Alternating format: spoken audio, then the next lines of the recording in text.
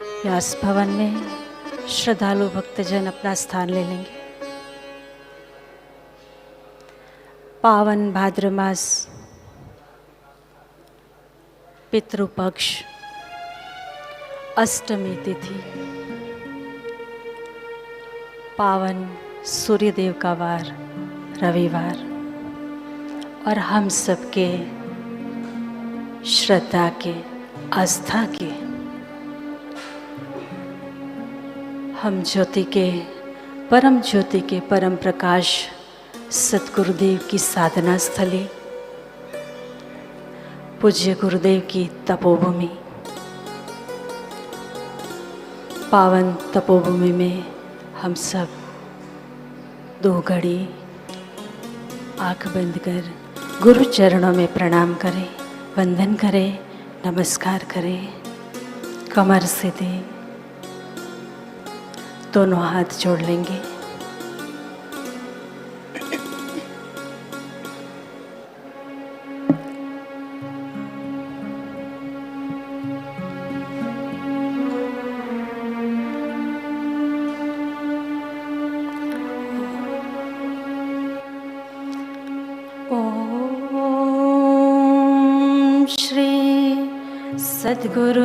सद्गुरुदेवाय विद्महे,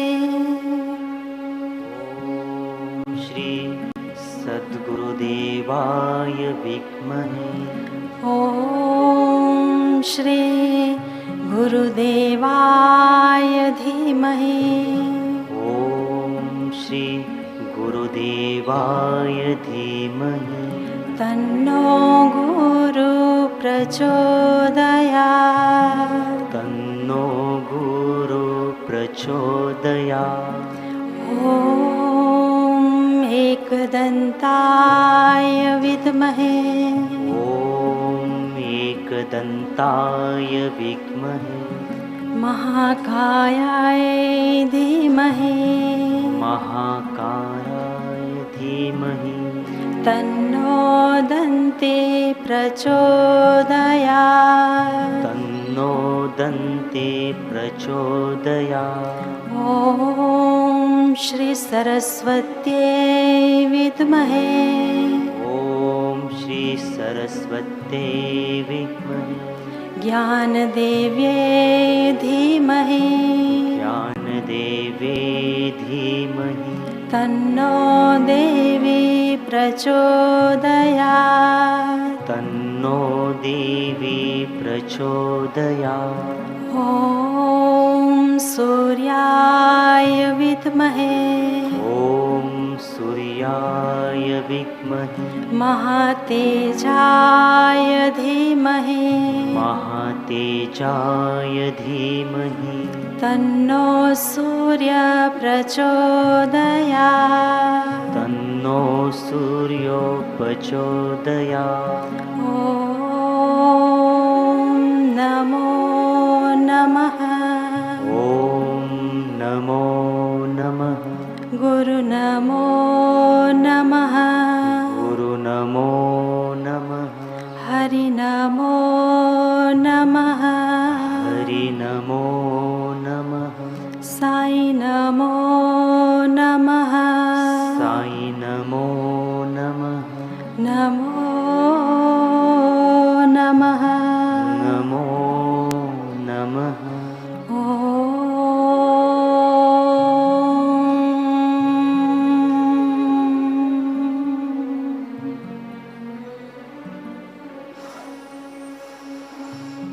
हरि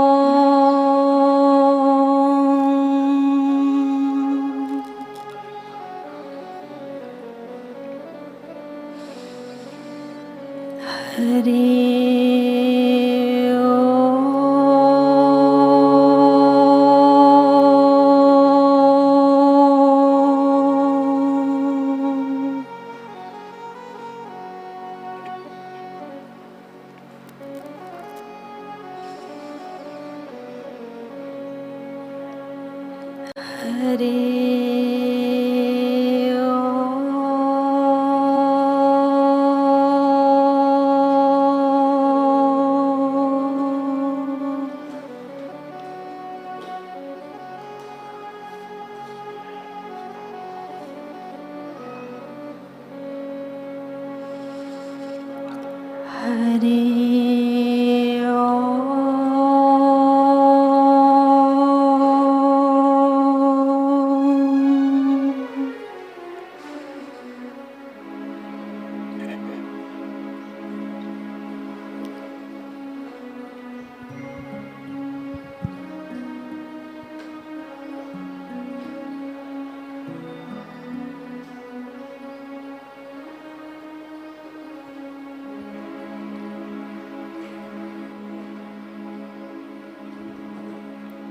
हरि ओम हरि ओम हरि ओम हरि ओम हरि ओम हरि ओम हरि ओम हरि ओम हरि ओम हरि ओम हरि ओम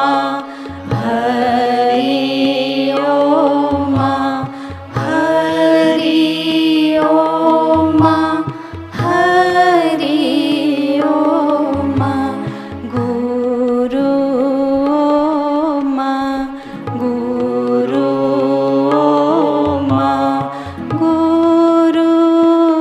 ओम गुरु ओम गुरु ओम गुरु ओम गुरु ओम सद्गुरु ओम गुरु ओम सद्गुरु ओम गुरु ओम गुरु ओम गुरु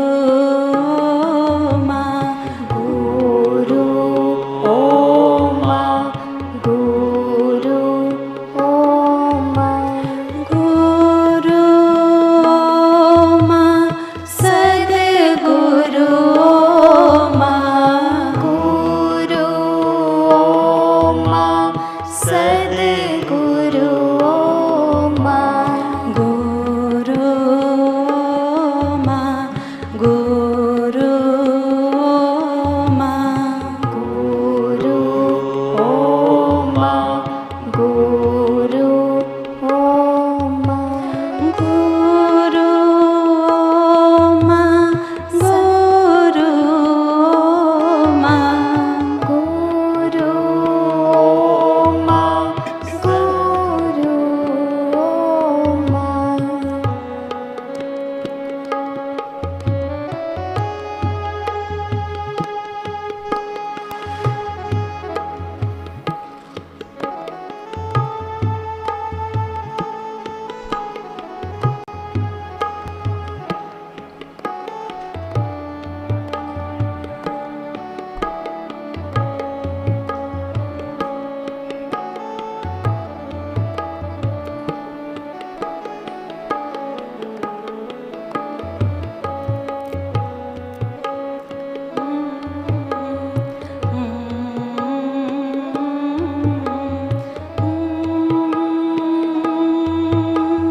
सद्गुरु ओम गुरु ओम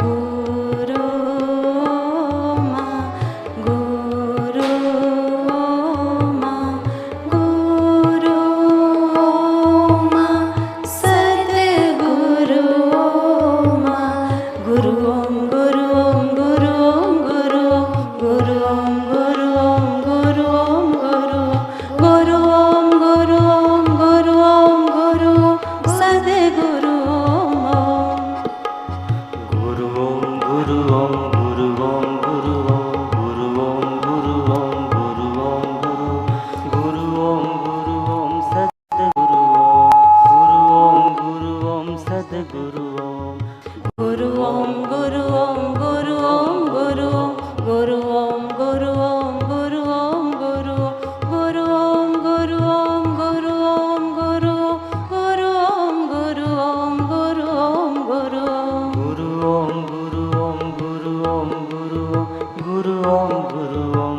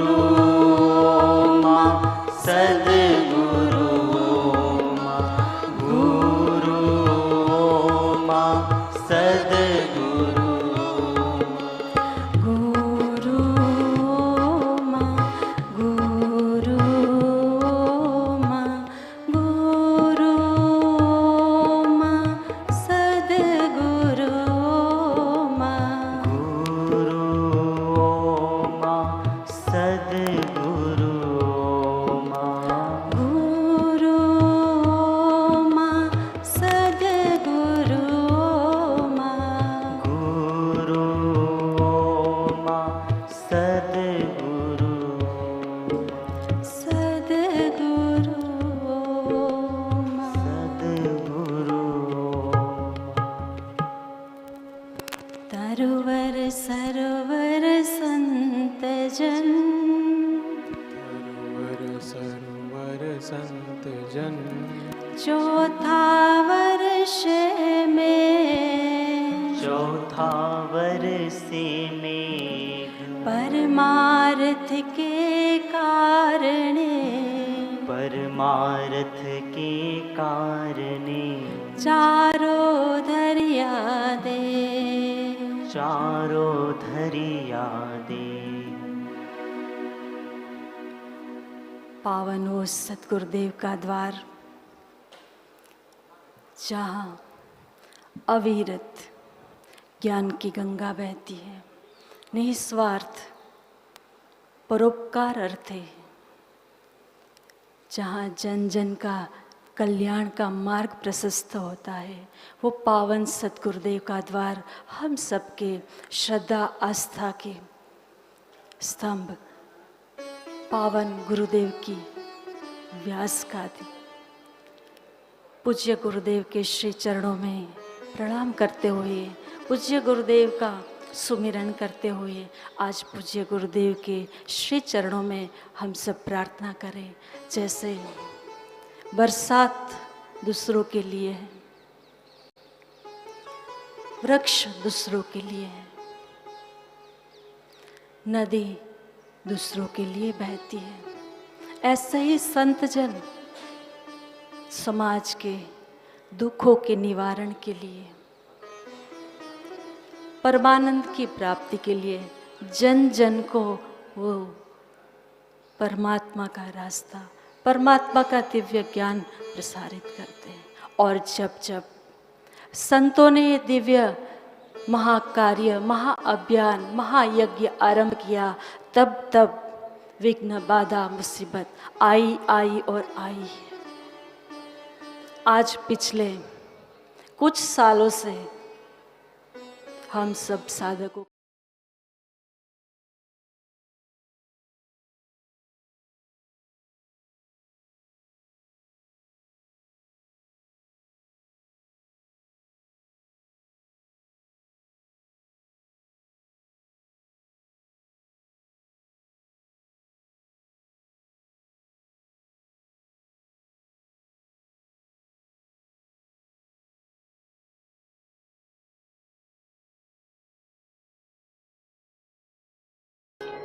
महापुरुषों की खोज की, गुरुओं की खोज की,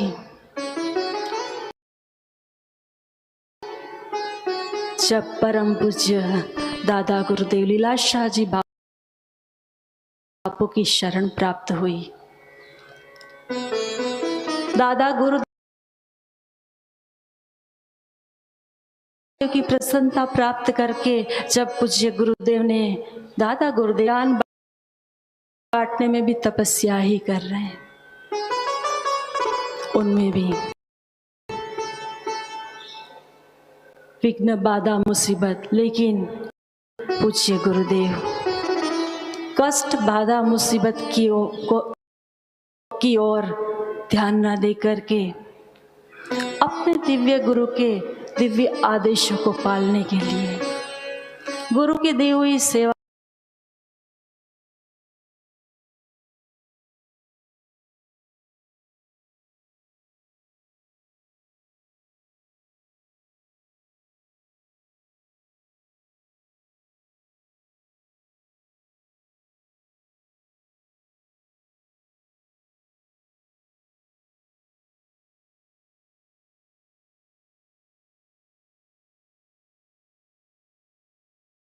समाज के उत्थान के कार्य को आगे कैसे बढ़े।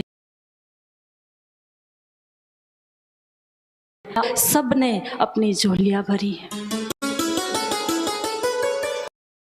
एक बार एक शिष्य ने विनम्रता से अपने गुरु से पूछा, गुरुजी, कुछ लोग कहते हैं जीवन एक संघर्ष है, अन्य कुछ कहते। तब परम दयालु सतगुरुदेव ने शिष्य का भ्रांति, शिष्य के अंदर जो संशय है, प्रश्न है, उसका जवाब दिया। कहा शिष्य को जीवन एक संघर्ष जरूर है जब तक जीवन में गुरु नहीं है। गुरु चरणों में जब श्रद्धा जग जाती है, श्रद्धा के बल पे जब शिष्य गुरु के द्वार पहुंचता है, गुरु से दीक्षा लेता है, नाम जप करता है, और जब धीरे धीरे वो गुरु के प्रसाद की ओर बढ़ता है, तब जब उसके जीवन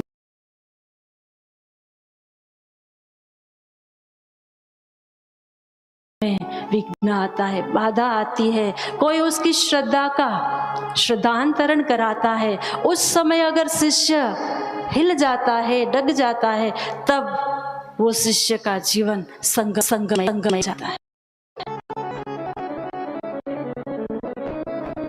जब शिष्य का जीवन संघर्ष में बनता है, जब श्रद्धा को पेटता है, वो शिष्य अपने जीवन का आनंद भी खो देता है। अतः आज के चल रहे वातावरण में, आज जब पूज्य बापूजी ने हम सब प्रीति पढ़ी,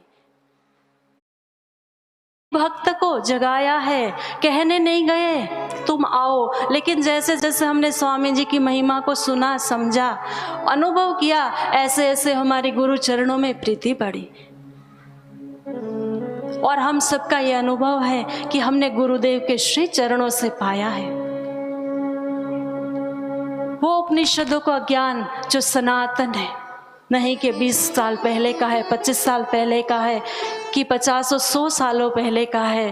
वो ज्ञान सनातन है। वो ज्ञान को हमको सरलता से, सहजता से समझाया, वो परम कृपा है सतगुरु।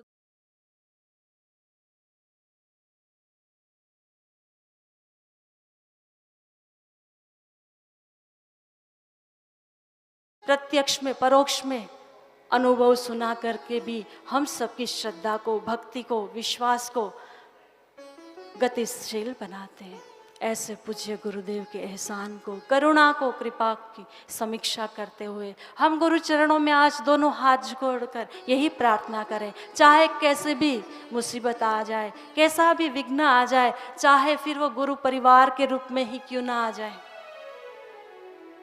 जब हमारी श्रद्धा को, हमारे विश्वास को जब कोई खोखला करे, तब हम साधकों को भी सजगता के साथ, दृढ़ता के साथ गुरुदेव के वचनों को याद करते हुए सुसज्ज होना है, अपने विवेक को जागृत करना है।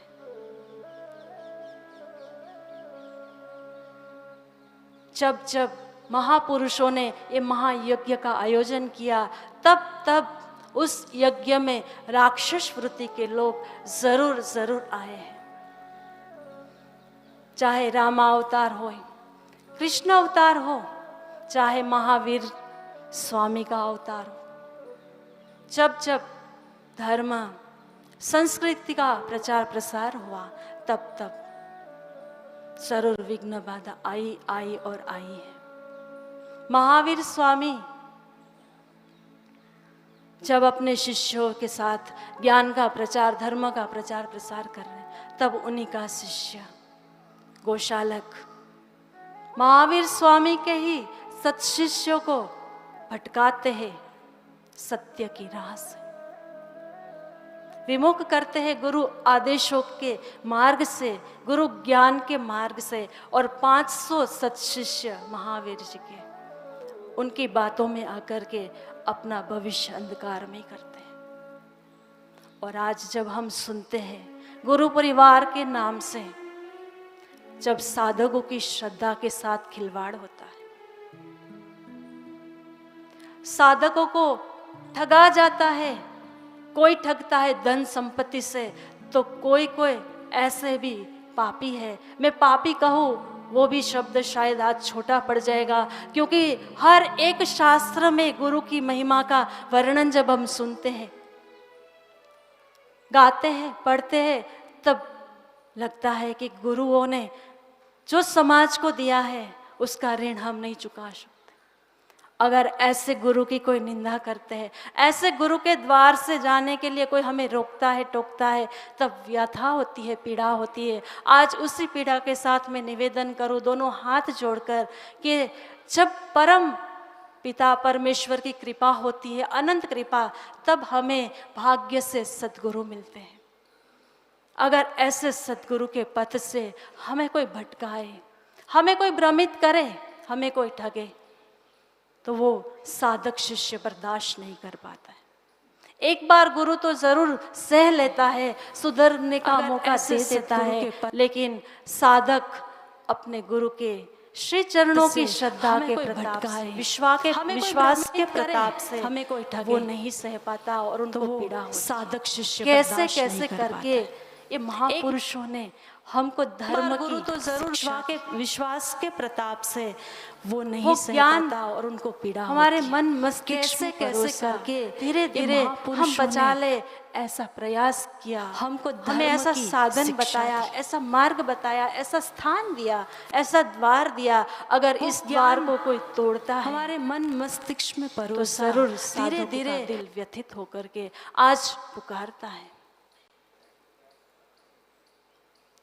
और कहता है कि हम नहीं सहेंगे अन्यायों को, अत्याचारों को। कोई धन छीन ले तो चल जाता है, कोई धन संपत्ति को बर्बाद कर दे तो चल जाएगा, लेकिन साधकों की श्रद्धा को जब कोई छीनता है, साधकों को जब कोई भ्रमित करता है, समर्थ सतगुरु के श्री चरणों में जिन नहीं सहेंगे अन्यायों को, ऐसे साधकों को जब गुमराह करता है, तब कोई धन छीन ले, मित करता है, प्रार्थना करता है और कहता है कि ऐसे दिन किसी के ना आए में जिनकी श्रद्धा है, भक्ति है, ऐसे साधकों को समर्थ गुरु का सानिध्य हो, और फिर उनको कहा जाए गुरुद्वार पे ना जाओ, पुकारता है, क्या रखा है, करता है, एक पेड़ ही तो पूजा जाता है कि ऐसे दिन किसी के ना आए।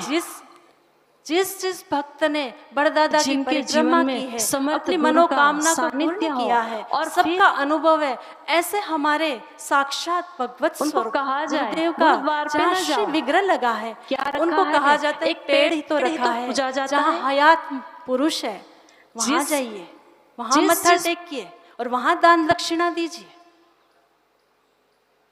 और हम सब साधक चुपचाप सुन लेते हैं, मान लेते हैं, और कुछ कुछ साधक जो बहादुर हैं, जिन्होंने अपने गुरु के ज्ञान को समझा है, अपने गुरु के भावों को समझा है, वो जरूर विरोध करते हैं।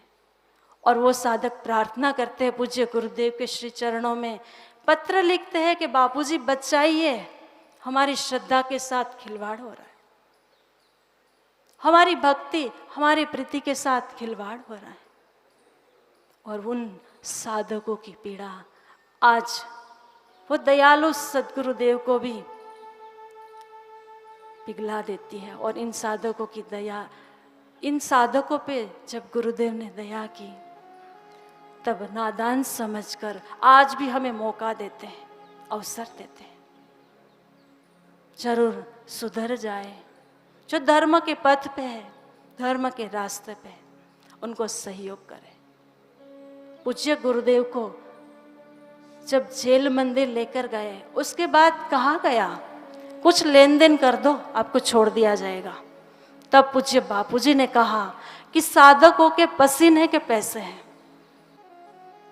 साधकों की वो श्रद्धा है, वो श्रद्धा के सुमन है, वो किसी के हाथों में नहीं जाएगा, वो तो गरीब गुरबों की सेवा में लगेगा। ऐसे ऐसे परिवार हैं कि जिनको दिन के 200 रुपये कमाना मुश्किल पड़ जाता है,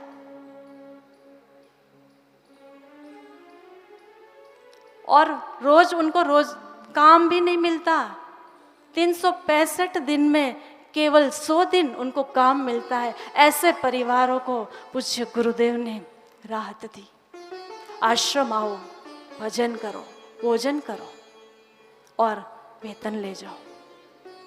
घर में 3-3 बच्चे हैं, पत्नी है, माँ है, पिता है, और जब वृद्ध हो जाते हैं, आर्थिक स्थिति थोड़ी कमज़ोर होती है, तो घर में क्लेश भी होता है। ऐसे में वो आपस में लड़ते हैं और कहते हैं कि ये बूढ़ा मर जाए, ये बूढ़ी मर जाए। क्यों? कि घर में खाने को नहीं। ऐसे बूढ़े बुजुर्गों को आश्रम में बुलाया, भोजन करो, भजन करो और वेतन पाओ।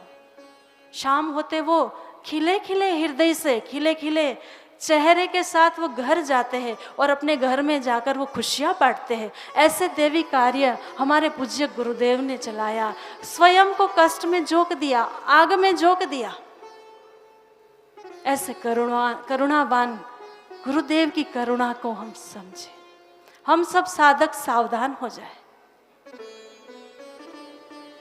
और अपने गुरु के साथ निभाने।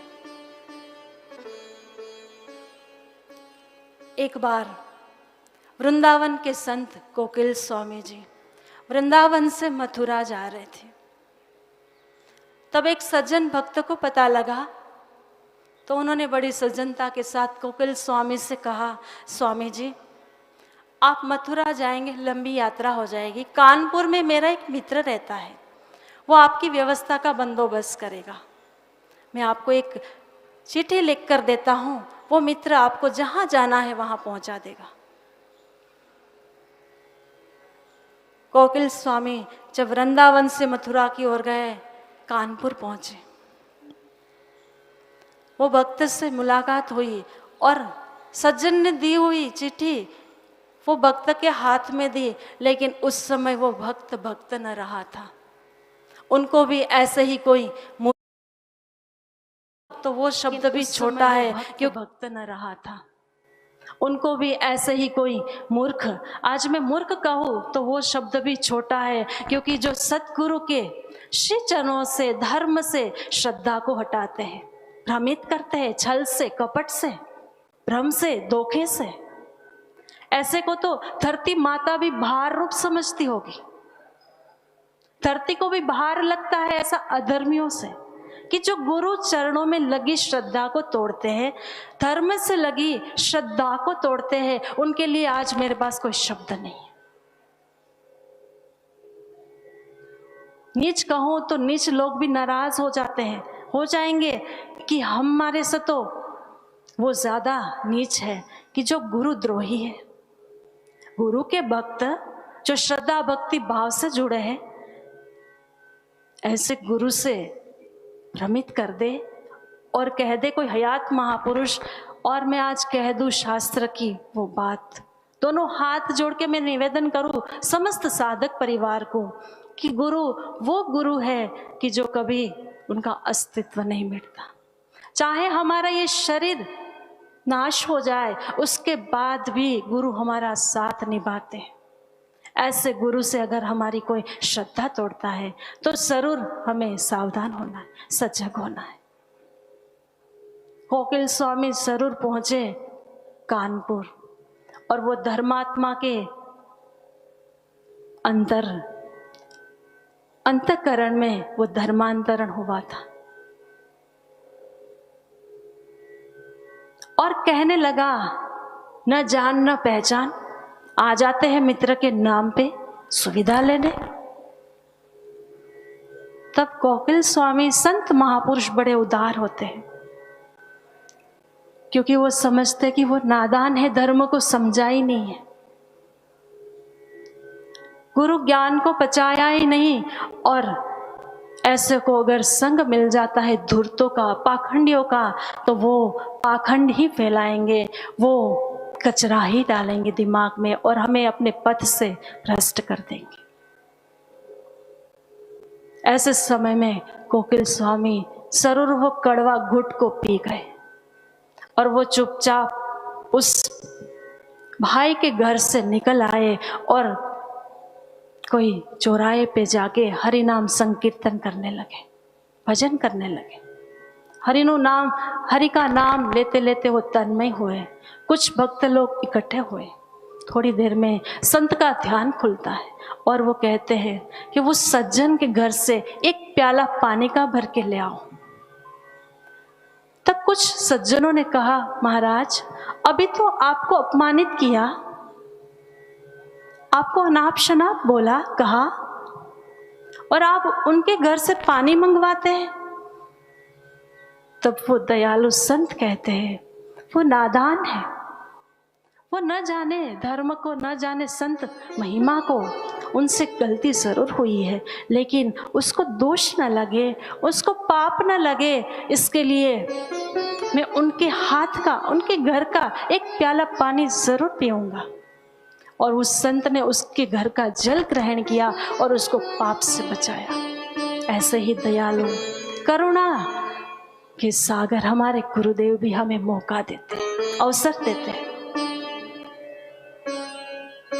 हम अपने गुरु कृपा से प्रार्थना करके, श्री चरणों में अनुनय विनय करके, हम क्षमा याचना करके हम गुरुदेव से कहे कि ज़रूर हम नादान हैं, हमसे जाने अनजाने में क्षति रही, भूल हुई, लेकिन आज हम सच्चे हृदय से प्रायश्चित करते हैं। हम आपके थे, आपके हैं और आपके ही रहेंगे।